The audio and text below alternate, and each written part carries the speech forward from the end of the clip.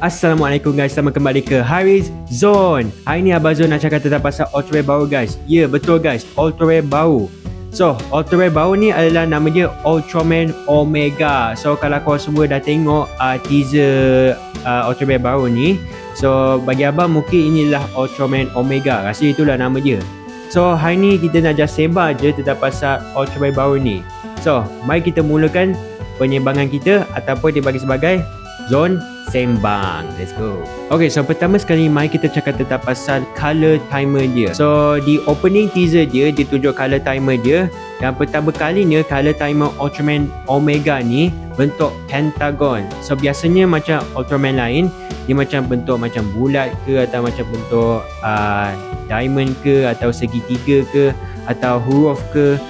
Tapi kali ni Ultraman Omega ni bentuk dia punya color timer ni adalah bentuk pentagon, which is nice design dia. Okay, so sekarang kita move on ke weapon dia, which is dia tunjuk weapon dia iaitu Ice Slugger.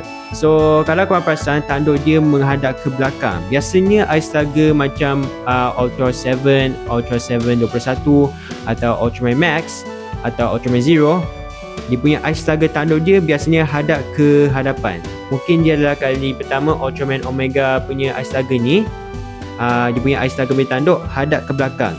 Tapi tak silap abang, Ultraman Zero pun punya Ice Slugger pun hadap ke belakang juga. Tapi ikut sekati korang lah. It depends kalau korang rasa Ultraman Zero punya Ice Slugger tu hadap ke belakang atau ke depan.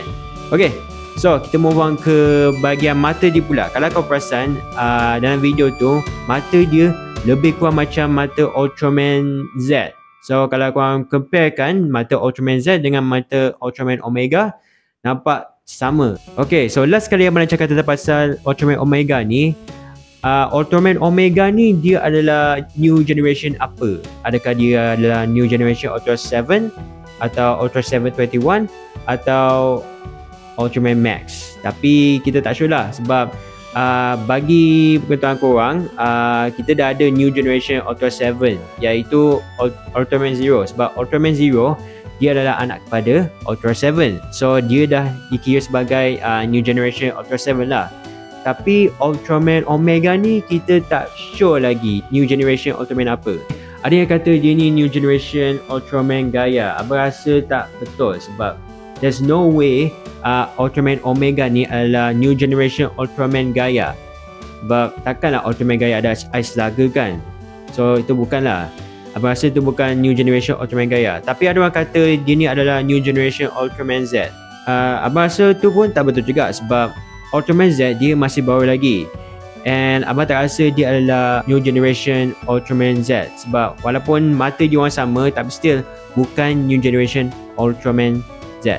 Tapi mungkin kita akan lihat nanti bila trailer pertama dia dah keluar. Okay, so itu adalah teaser trailer yang abang tengok tadi pasal Ultraman Omega. Okay, so itulah dia guys, 2025 Ultraman kita iaitu Ultraman Omega. So kalau korang enjoy video Zone Sembang ni untuk hari ni, jangan lupa tekan butang like, share, subscribe dan komen di bawah. Okay, so abang akan cuba korang ke video seterusnya.